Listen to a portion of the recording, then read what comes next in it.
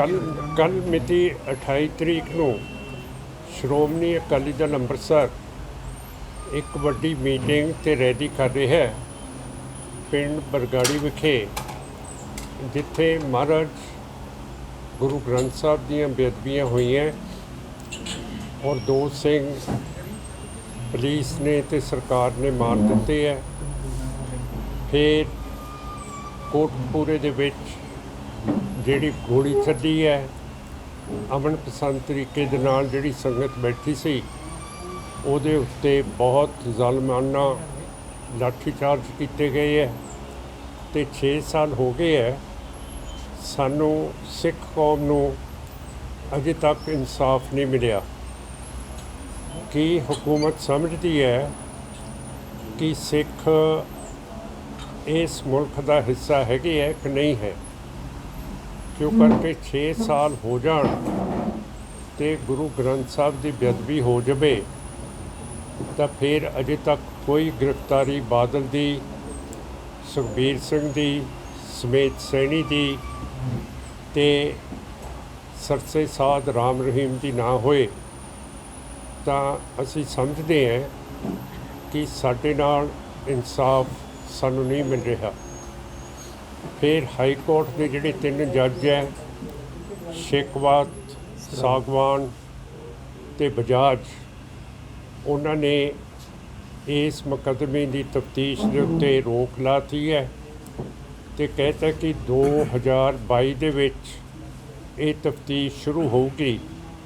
ਕਿ ਜੱਜ ਸਾਹਿਬ ਨੂੰ ਸੁਪਨਾ ਹੈ ਕਿ 2022 ਦੇ ਵਿੱਚ ਉਹਨਾਂ ਦੇ ਤੇ ਬਾਦਲ ਦਲੀਆਂ ਦੇ ਹੱਕ ਦੀ ਸਰਕਾਰ ਆਊਗੀ, ਜਿਹੜਾ ਇਸ ਤਫਤੀਸ਼ ਨੂੰ ਖਤਮ ਕੀਤਾ ਜਾਊਗਾ। ਹਾਈ ਕੋਰਟ ਦੇ ਜੱਜ ਦਾ ਰੁਤਬਾ ਬਹੁਤ ਵੱਡਾ ਹੁੰਦਾ, ਪਰ ਸਾਨੂੰ ਬੜੀ ਸ਼ਰਮ ਆਉਂਦੀ ਹੈ ਕਿ ਇਹ 3 ਜੱਜਾਂ ਨੇ ਹੱਦ ਟਪਾਤੀ ਹੈ, ਇਨਸਾਫ ਨਹੀਂ ਦਿੱਤਾ। ਤੁਸੀਂ ਕਹੋਗੇ ਕਿ ਤੁਹਾਡਾ ਕੰਟੈਂਪਟ ਆਫ ਕੋਰਟ ਹੋ ਜਾਊਗਾ। ਮੈਂ ਤੁਹਾਨੂੰ ਦੱਸਣਾ ਚਾਹੁੰਦਾ ਕਿ ਜਿਹੜਾ ਵੀ ਜੱਜ ਗਲਤੀਆਂ ਕਰਦਾ ਉਹ ਅਖਲਾਕੀ ਤੌਰ ਦੇ ਉੱਤੇ ਕੰਟੈਂਪਟ ਦਾ ਨੋਟਿਸ ਨਹੀਂ ਦੇ ਸਕਦਾ। ਜਿਵੇਂ ਸੁਪਰੀਮ ਕੋਰਟ ਦੇ ਜੱਜ ਚੀਫ ਜਸਟਿਸ ਗਗੋਈ ਸਾਹਿਬ ਨੇ ਆਪਣੇ ਘਰ ਦੇ ਵਿੱਚ ਇੱਕ ਬੀਬੀ ਕੰਮ ਕਰਦੀ ਸੀ, ਬਹੁਤ ਖੂਬਸੂਰਤ, ਉਸ ਨੂੰ ਛੇੜਖਾਨੀ ਕਰਤੀ, ਪਰ ਸੁਪਰੀਮ ਕੋਰਟ ਨੇ ਕੌਂਸਟੀਟਿਊਸ਼ਨ ਤੋੜ ਕੇ ਪੁਲਿਸ ਨੂੰ ਤਫਤੀਸ਼ ਨਹੀਂ ਦਿੱਤੀ। ਜਿਹੜੀ ਪੁਲਿਸ ਹੀ ਤਫਤੀਸ਼ ਕਰਦੀ ਹੈ, ਪਰ ਆਪਣੀ ਸੁਪਰੀਮ ਕੋਰਟ ਦੀ ਕਮੇਟੀ ਬਣਾ ਲਈ ਜਿਹਦੇ ਵਿੱਚ ਜੱਜ ਸਾਹਿਬ ਵੀ ਬੈਠ ਗਏ ਔਰ ਉਸ ਬੀਬੀ ਨੇ ਕਿਹਾ ਕਿ ਮੇਰਾ ਜਿਹੜਾ ਵਕੀਲ ਹੈ ਉਹ ਵੀ ਮੇਰੀ ਇੱਥੇ ਨੁਮਾਇੰਦਗੀ ਕਰੂਗਾ। ਪਰ ਸੁਪਰੀਮ ਕੋਰਟ ਦੇ ਜੱਜਾਂ ਨੇ ਉਹ ਸਵੀਕਾਰ ਨਹੀਂ ਕੀਤਾ, ਜਦ ਕਿ ਆਰਟੀਕਲ 21 ਕੌਂਸਟੀਟਿਊਸ਼ਨ ਦੀ ਕਹਿੰਦੀ ਹੈ ਕਿ ਹਰੇਕ ਮਨੁੱਖ ਜਿਹਦਾ ਕੇਸ ਅਦਾਲਤ ਦੇ ਵਿੱਚ ਜਾਏ ਉਹ ਆਪਣੇ ਪਸੰਦ ਦਾ ਵਕੀਲ ਕਰਕੇ ਪੇਸ਼ ਹੋ ਸਕਦਾ, ਹੋ ਸਕਦੀ ਹੈ। ਹੁਣ ਜੇ ਸੁਪਰੀਮ ਕੋਰਟ ਜਿਹੜੀ ਕੌਂਸਟੀਟਿਊਸ਼ਨ ਦੀ ਰਖਵਾਲੀ ਹੈ, ਗਾਰਡੀਅਨ ਹੈ, ਜੇ ਉਹੀ ਕੌਂਸਟੀਟਿਊਸ਼ਨ ਨੂੰ ਤੋੜ ਦੇਵੇ ਤਾਂ ਫਿਰ ਆਪਾਂ ਕੀ ਕਰ ਸਕਦੇ ਹਾਂ? ਫਿਰ ਗਗੋਈ ਸਾਹਿਬ ਨੇ ਮੋਦੀ BJP ਸਰਕਾਰ ਤੋਂ ਰਿਸ਼ਵਤ ਖਾ ਕੇ ਤਾਂ ਫੈਸਲਾ ਕਰਤਾ ਕਿ ਜਿਹੜੀ ਬਬਰੀ ਮਸਜਿਦ ਸੀਗੀ ਉਹ ਅਸਲ ਦੇ ਵਿੱਚ ਮੰਦਰ ਸੀਗਾ ਯੋਧਿਆ ਦਾ। ਉਹਦੇ ਲਈ ਸਰਕਾਰ ਨੇ ਗਗੋਈ ਸਾਹਿਬ ਨੂੰ 6 ਸਾਲ ਦੇ ਲਈ ਮੈਂਬਰ ਪਾਰਲੀਮੈਂਟ ਰਾਜ ਸਭਾ ਦਾ ਬਣਾਤਾ।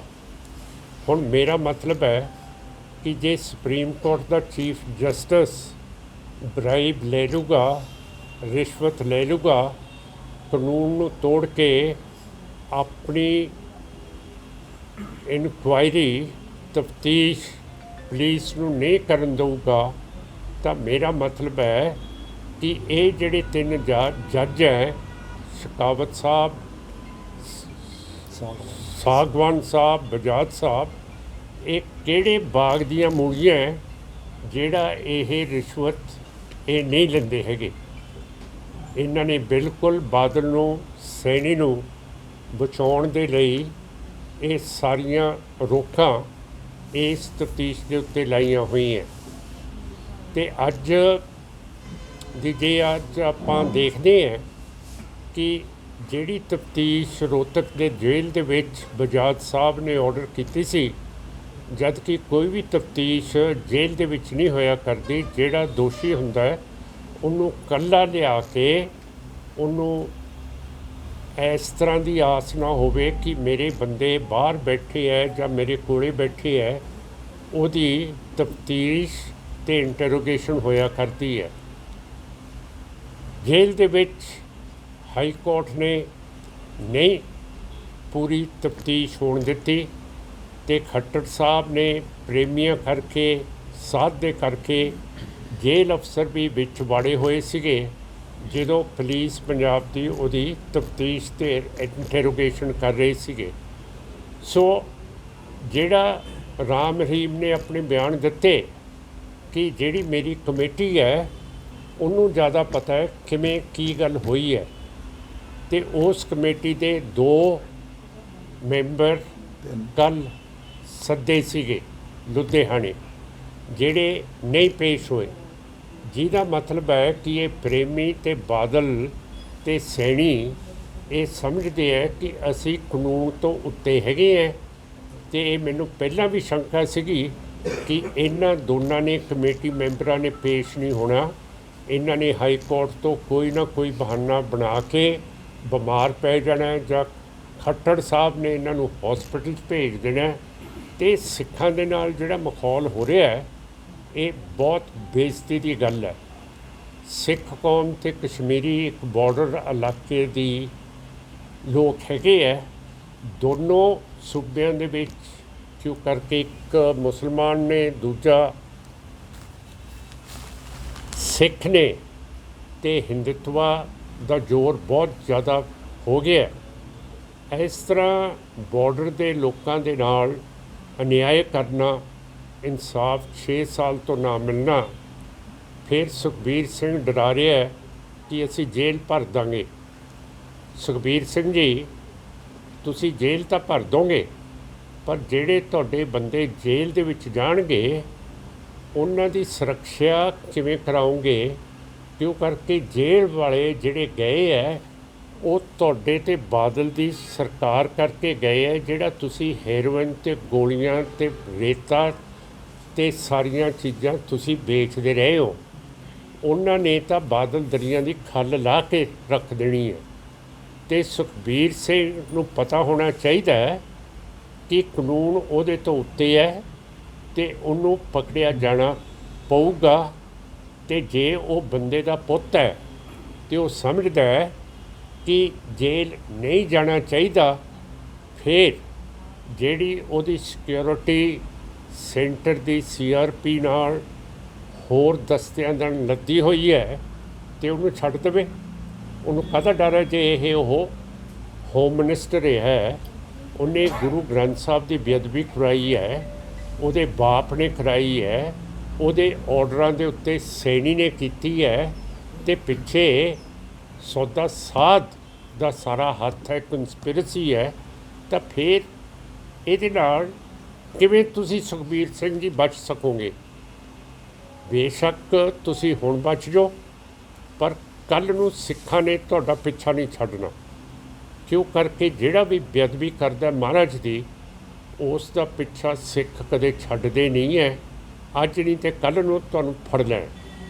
ਔਰ ਦੂਸਰੀ ਚੀਜ਼ ਹੈ ਕਿ ਸਾਰੇ ਭੁੰਦੜ ਸਾਹਿਬ, ਫਿਰ ਚੰਦੂਮਾਜਰਾ ਸਾਹਿਬ, ਅਤੇ ਫਿਰ ਚੀਮਾ ਸਾਹਿਬ, ਉਹ ਵੀ ਸੁਖਬੀਰ ਸਿੰਘ ਕੋਲੇ ਚਲੇ ਗਏ ਹੈ, ਬੈਠ ਗਏ ਹੈ, ਅਤੇ ਉਹਨਾਂ ਨੇ ਵੀ ਇਸ ਬਿਆਨ ਦੇ ਵਿੱਚ ਹਿੱਸੇਦਾਰ ਬਣੇ ਹੈ ਕਿ ਅਸੀਂ ਜੇਲ੍ਹ ਭਰੋ ਕਰਾਂਗੇ। ਅਤੇ ਅਫਸੋਸ ਹੈ ਉਹਦੇ ਵਿੱਚ ਸਰਦਾਰ ਜਗਮੀਤ ਸਿੰਘ ਕੱਲ੍ਹ ਦਾ ਬੰਦਾ ਜਿਹੜਾ ਬਾਦਲ ਦਲ 'ਚ ਆਇਆ ਹੈ ਅਤੇ ਕਾਂਗਰਸ 'ਚ ਰਿਹਾ ਹੈ, ਮਮਤਾ ਬੈਨਰਜੀ 'ਚ ਰਿਹਾ ਹੈ, ਹੁਣ ਬਾਦਲ ਦਲ 'ਚ ਆ ਗਿਆ। ਉਹ ਵੀ ਕਹਿੰਦਾ ਅਸੀਂ ਮੋਰਚਾ ਲਾਵਾਂਗੇ। ਹੁਣ ਜਿਹੜਾ ਨਵਾਂ ਮੁਸਲਮਾਨ ਹੁੰਦਾ ਉਹ ਸਭ ਤੋਂ ਉੱਚੀ ਨਮਾਜ਼ ਪੜ੍ਹਦਾ। ਹੁਣ ਇਹ ਜਗਮੀਤ ਬਰਾੜ ਬੜੀ ਅਜੀਬ ਚੀਜ਼ ਹੈ ਕਿ ਸਾਰੇ ਪਾਸੇ ਗੇੜੇ ਕੱਢ ਕੇ ਹੁਣ ਕਹਿੰਦਾ ਮੈਂ ਮੋਰਚਾ ਇਹਦੇ ਵਿੱਚ ਹਿੱਸੇਦਾਰ ਹੋਊਂਗਾ। ਇਹਦਾ ਕੀ ਮਤਲਬ ਹੈ? ਅਤੇ ਜਿਹੜੇ ਬੰਦੇ ਫਰਾਰ ਹੋਏ ਹੈ ਸੌਦੇ ਸਾਧ ਦੇ, ਇੱਕ ਦਾ ਨਾਂ ਹੈਗਾ ਹਰੀਸ਼ ਧੂਰੀ, ਹਰਸ਼ ਧੂਰੀ, ਸੰਦੀਪ ਮਲੇਟਾ, ਇੱਕ ਕਲੇਰ ਹੈ। ਇਹ ਸਾਰੇ ਜਿਹੜੇ ਫਰਾਰ ਹੋਏ ਹੈ ਇਹ ਸਰਸੇ ਦੇ ਡੇਰੇ ਦੇ ਵਿੱਚ ਹੈਗੇ ਹੈ। ਔਰ ਜਦੋਂ ਇਹਨਾਂ ਨੇ ਬਾਹਰ ਜਾਣਾ ਹੁੰਦਾ ਇਹਨਾਂ ਨੂੰ ਪੁਲਿਸ ਦੀ ਹਿਫਾਜ਼ਤ ਮਿਲਦੀ ਹੈ, ਜਿਪਸੀ ਮਿਲਦੀ ਹੈ। ਅਤੇ ਸਾਰਾ ਪਖੰਡ ਸਿੱਖ ਕੌਮ ਦੇ ਖਿਲਾਫ ਅਸੀਂ ਬਰਦਾਸ਼ਤ ਨਹੀਂ ਕਰਨਾ ਹੈ। ਅਸੀਂ ਕੱਲ੍ਹ ਨੋਟਿਸ ਦੇਵਾਂਗੇ ਸਰਕਾਰ ਨੂੰ ਕਿ ਇਹ ਚੀਜ਼ 6 ਸਾਲਾਂ ਤੋਂ ਚੱਲੀ ਜਾ ਰਹੀ ਹੈ। ਅਤੇ ਜਿਹੜੇ ਕਾਂਗਰਸ ਦੇ ਪ੍ਰਧਾਨ ਹੈ ਸਿੱਧੂ ਸਾਹਿਬ, ਉਹ ਵੀ ਕਹਿ ਰਹੇ ਹੈ ਮੈਂ ਭੁੱਖ ਹੜਤਾਲ ਕਰਕੇ ਆਪਣੇ ਆਪ ਨੂੰ ਫਾਹਾ ਦੇ ਦੇਣਾ। ਇਹ ਇੱਕ ਬਹੁਤ ਵੱਡੀ ਘਟਨਾ ਹੋਈ ਹੈ, ਕਿਉਂ ਕਰਕੇ ਜਦੋਂ ਅਕਾਲੀ ਦਲ ਰਵਾਇਤੀਆਂ ਨੇ ਪੰਜਾਬੀ ਸੂਬੇ ਦਾ ਐਲਾਨ ਕਰਾਇਆ 1966 ਦੇ ਵਿੱਚ, ਅਤੇ ਇਹਨਾਂ ਨੇ ਪੰਜਾਬੀ ਬੋਲਦੇ ਇਲਾਕੇ ਪੰਜਾਬ ਦੇ ਵਿੱਚ ਨਹੀਂ ਰੱਖੇ, ਹਰਿਆਣੇ ਹਿਮਾਚਲ ਨੂੰ ਦੇਤੇ, ਚੰਡੀਗੜ੍ਹ ਬਾਹਰ ਕੱਢਤਾ। ਤਾਂ ਫਿਰ ਇੱਕ ਕਾਂਗਰਸ ਦਾ ਲੀਡਰ ਸਰਦਾਰ ਦਰਸ਼ਨ ਸਿੰਘ ਫੇਰੂਮਾਨ ਹੈ ਜਿਸ ਨੇ ਆਪਣੀ ਸ਼ਹਾਦਤ ਦੇਤੀ। ਸੋ ਇਹ ਅਨੋਖੀ ਗੱਲ ਨਹੀਂ ਹੈ ਕਿ ਕਾਂਗਰਸੀਏ ਉਹ ਵੀ ਬਾਹਰ ਨਿਕਲ ਕੇ ਆਪਣੇ ਮਜ਼ਹਬ ਦੀ, ਆਪਣੇ ਸੂਬੇ ਦੀ, ਆਪਣੀ ਅਣਖ ਦੀ, ਆਪਣੀ ਨੈਸ਼ਨੈਲਿਟੀ ਦੀ ਇੱਜ਼ਤ ਰੱਖਦੇ ਹੋਏ ਸ਼ਹੀਦ ਹੋ ਸਕਦੇ ਹੈ।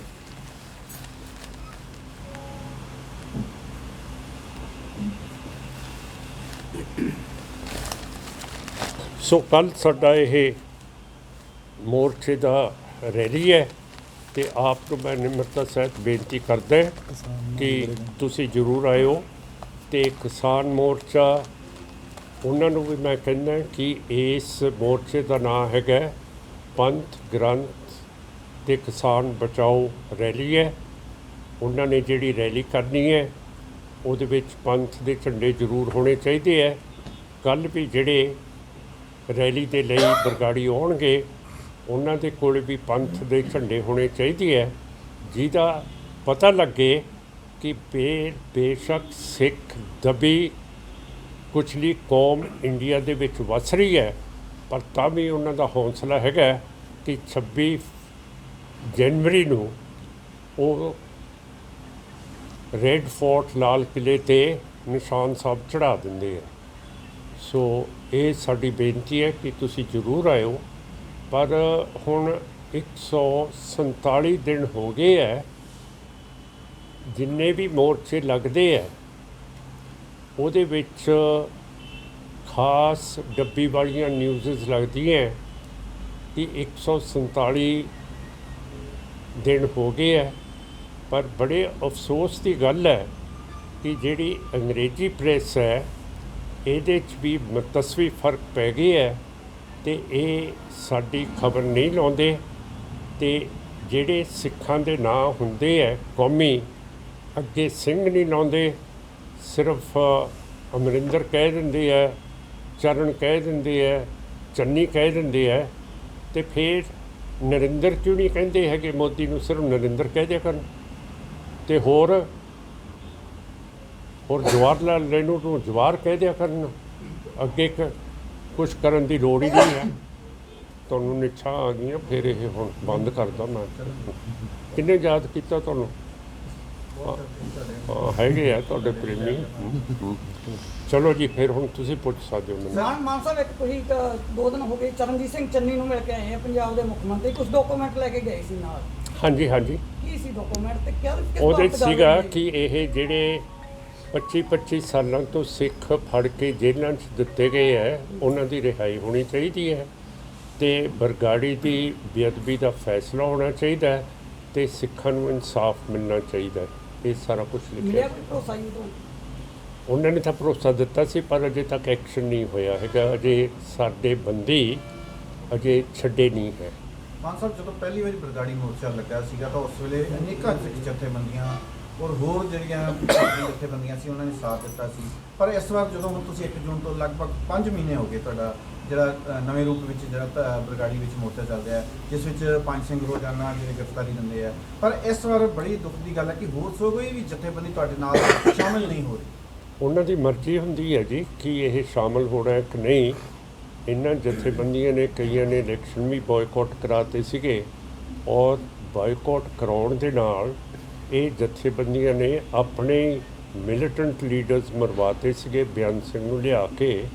ਫਿਰ ਜਥੇਬੰਦੀਆਂ ਇਤਿਹਾਸ ਦੇ ਵਿੱਚ ਇਹੋ ਜਿਹੀਆਂ ਗਲਤੀਆਂ ਕਰਦੀਆਂ ਹੁੰਦੀਆਂ, ਪਰ ਅਕਾਲੀ ਦਲ ਅੰਮ੍ਰਿਤਸਰ ਤੇ ਸਿੱਖ ਕੌਮ ਤੁਰਦੀ ਰਹਿੰਦੀ ਹੈ, ਗੱਡੀ ਕਿਤੇ ਖੜ੍ਹਦੀ ਨਹੀਂ। ਠੀਕ ਹੈ, ਇਹ ਗੱਡੀ ਚੱਲ ਰਹੀ ਹੈ ਤੇ ਇਨਸਾਫ ਅਸੀਂ ਮੰਗ ਰਹੇ ਹਾਂ ਤੇ ਅੰਤ ਤੱਕ ਮੰਗਦੇ ਰਹਾਂਗੇ। ਤੇ ਹੁਣ ਜਿੰਨੀਆਂ ਵੀ ਵੱਡੀਆਂ ਪਾਰਟੀਆਂ ਉਹ ਕਹਿੰਦੀਆਂ ਕਿ ਇੱਕ ਤਾਂ ਜਿਹੜੇ ਕਿਸਾਨੀ ਕਾਨੂੰਨ ਨੇ ਤੇ ਬਰਗਾੜੀ ਦਾ ਮਤਾ ਹੈ, ਇਹ ਹੱਲ ਹੋਣਾ ਚਾਹੀਦਾ। ਇਹ ਛੋਟੀ ਗੱਲ ਨਹੀਂ ਹੈ। ਬੇਸ਼ੱਕ ਉਹ ਜਥੇਬੰਦੀਆਂ ਸਾਡਾ ਸਾਥ ਨਹੀਂ ਦੇ ਰਹੀਆਂ, ਉਹਨਾਂ ਦੀ ਮਰਜ਼ੀ ਹੈ, ਇਹ ਫ੍ਰੀ ਵਰਲਡ ਹੈ ਤੇ ਉਹਨਾਂ ਦੀ ਮਰਜ਼ੀ ਹੈ। ਬਰਗਾੜੀ ਮੋਰਚਾ ਹੋਰ ਕਿੰਨਾ ਕੁ ਸਮਾਂ ਚੱਲੇਗਾ? ਇਹ ਚੱਲੂਗਾ ਜੀ ਜਿੰਨਾ ਚਿਰ ਇਹ ਗ੍ਰਿਫਤਾਰੀਆਂ ਨਹੀਂ ਹੁੰਦੀਆਂ ਭਾਈ ਸਾਹਿਬ। ਮਾਨ ਸਾਹਿਬ, ਸਰਕਾਰ ਨੇ ਕਿਸਾਨਾਂ ਦੀ ਗੱਲਾਂ ਮੰਗਾਂ ਮੰਨ ਲਈਆਂ ਸਾਰੀਆਂ, ਉਹਨੂੰ ਕਿਸ ਤਰ੍ਹਾਂ ਦੇਖਦੇ ਹੋ ਤੁਸੀਂ? ਪਰ ਕਿਸਾਨ ਅਜੇ ਵੀ ਡਟੇ ਹੋਏ ਉੱਥੇ। ਜਿਹੜੀ ਹਿੰਦੂਤਵ ਦੀਆਂ ਸਰਕਾਰਾਂ ਹੁੰਦੀਆਂ ਨਾ, ਉਹ ਸਿੱਖਾਂ ਨੂੰ ਤੇ ਕਿਸਾਨਾਂ ਨੂੰ ਦੁੱਧ ਦੇ ਵਿੱਚ ਮੇਂਗਣਾ ਪਾ ਕੇ ਦਿੰਦੀ ਹੈ। ਹੁਣ ਜੇ MSP ਮੰਗੀ ਸੀਗੀ, ਉਹ ਕਿਉਂ ਨਹੀਂ ਸੈਂਕਸ਼ਨ ਕੀਤੀ ਤੇ ਪੂਰਾ ਸਾਲ ਕਿਉਂ ਲਾਤਾ? ਕਿਉਂ ਕਰਕੇ ਜਿਹੜੇ ਕਿਸਾਨਾਂ ਦੇ ਐਗਰੀਕਲਚਰ ਦਾ ਸਬਜੈਕਟ ਹੈ, ਇਹ ਕੌਨਸਟੀਟਿਊਸ਼ਨ ਦੇ ਮੁਤਾਬਕ ਸਟੇਟ ਸਬਜੈਕਟ ਹੈ। ਸੈਂਟਰ ਇਹਦੇ ਉੱਤੇ ਲੈਜਿਸਲੇਟ ਨਹੀਂ ਕਰ ਸਕਦੀ। ਜਿਵੇਂ ਹੁਣ ਐਕਸਟਰਨਲ ਅਫੇਅਰਸ ਹੈ, ਫੋਰਨ ਅਫੇਅਰਸ ਹੈ, ਪੰਜਾਬ ਦਾ ਚੀਫ ਮਿਨਿਸਟਰ ਪਾਕਿਸਤਾਨ ਦੇ ਵਿੱਚ ਆਪਣਾ ਹਾਈ ਕਮਿਸ਼ਨਰ ਨਹੀਂ ਲਾ ਸਕਦਾ। ਇਸੇ ਤਰ੍ਹਾਂ ਸੈਂਟਰ ਐਗਰੀਕਲਚਰ ਦੇ ਉੱਤੇ ਕਾਨੂੰਨ ਨਹੀਂ ਪਾਸ ਕਰ ਸੀ। ਉਹਨਾਂ ਨੇ ਗਲਤੀ ਕੀਤੀ ਹੈ ਬਜਟ ਤੇ ਦੁਨੀਆ ਦਾ ਪ੍ਰੈਸ਼ਰ ਪਿਆ ਕਿ ਤੁਸੀਂ ਗਲਤ ਕੰਮ ਕਰ ਰਹੇ ਹੋ, ਇਸ ਕਰਕੇ ਉਹਨਾਂ ਨੇ ਕਿਹਾ ਕਿ ਅਸੀਂ ਵਾਪਸ ਲਵਾਂਗੇ। ਕੱਲ੍ਹ ਨੂੰ ਕਰਦੇ ਹੈ ਨਹੀਂ ਕਰਦੇ ਇਹ ਮੈਨੂੰ ਨਹੀਂ ਪਤਾ, ਕਿਉਂ ਕਰਕੇ MSP ਦੇ ਬਾਰੇ ਕੋਈ ਵੀ BJP RSS ਵਾਲਾ ਹੰਗਾਰਾ ਨਹੀਂ ਭਰ ਰਿਹਾ ਇਸ ਵੇਲੇ। ਔਰ ਇਹ ਗੱਲ ਦੂਜੇ ਪਾਸੇ ਲੈ ਕੇ ਜਾ ਰਹੇ ਹੈ ਕਿ ਫਲਾਣੇ ਖੱਪ ਪਾਉਂਦੇ ਹੈ, ਪਰ ਤੁਹਾਨੂੰ ਪਤਾ ਹੈ ਕਿ ਪਿਛਲੇ ਸਾਲ 2020 ਤੋਂ ਚੀਨ ਨੇ ਲਦਾਖ ਦੇ 900 ਸਕੁਆਇਰ ਕਿਲੋਮੀਟਰ 'ਤੇ ਕਬਜ਼ਾ ਕਰ ਲਿਆ। 1962 ਦੇ ਵਿੱਚ ਚੀਨ ਨੇ 40,000 ਸਕੁਆਇਰ ਕਿਲੋਮੀਟਰ ਦੇ ਉੱਤੇ ਲਦਾਖ ਦੀ ਟੈਰੀਟਰੀ ਦੇ ਵਿੱਚ ਕਬਜ਼ਾ ਕਰ ਲਿਆ ਸੀਗਾ। ਉਹਦੇ ਬਾਰੇ ਕਦੇ ਵੀ ਮੋਦੀ ਸਾਹਿਬ ਨੇ ਜਾਂ BJP ਸਰਕਾਰ ਨੇ ਗੱਲ ਹੀ ਨਹੀਂ ਬਾਹਰ ਨਿਕਲਣ ਦਿੱਤੀ ਕਿ ਇੰਨਾ ਕਬਜ਼ਾ ਸਾਡੀ ਧਰਤੀ 'ਤੇ ਹੋਇਆ। ਸਾਨੂੰ ਸਿੱਖਾਂ ਨੂੰ ਤਕਲੀਫ ਹੈ ਕਿਉਂ ਕਰਕੇ 1834 ਦੇ ਵਿੱਚ ਮਹਾਰਾਜਾ ਰਣਜੀਤ ਸਿੰਘ ਦੀਆਂ ਫੌਜਾਂ ਨੇ ਲਦਾਖ ਨੂੰ ਫਤਿਹ ਕੀਤਾ ਸੀਗਾ ਤੇ 1819 ਦੇ ਵਿੱਚ ਮਹਾਰਾਜਾ ਰਣਜੀਤ ਸਿੰਘ ਦੀਆਂ ਫੌਜਾਂ ਨੇ ਕਸ਼ਮੀਰ ਫਤਿਹ ਕੀਤਾ ਸੀ। ਉਸ ਵੇਲੇ ਕਸ਼ਮੀਰ ਅਫਗਾਨਿਸਤਾਨ ਦਾ ਇੱਕ ਸੂਬਾ ਸੀ, ਜਿੱਥੇ ਦੁਨੀਆ ਦੀਆਂ ਵਰਲਡ ਪਾਵਰਸ ਬਰਤਾਨੀਆ, ਰੂਸ, ਸੋਵੀਅਤ ਤੇ ਹੁਣ ਅਮਰੀਕਾ ਅਫਗਾਨਿਸਤਾਨ ਦੇ ਵਿੱਚ ਨਹੀਂ ਰਹਿ ਸਕੀਆਂ। ਇਹ ਸਿਰਫ ਸਿੱਖ ਫੌਜਾਂ ਨੇ ਅਫਗਾਨਿਸਤਾਨ ਦੇ ਵਿੱਚ ਰਾਜ ਵੀ ਕੀਤਾ ਤੇ ਉਹਨਾਂ ਦਾ ਸੂਬਾ ਵੀ ਆਪਣੇ ਆਪ ਮਿਲਾ ਲਿਆ।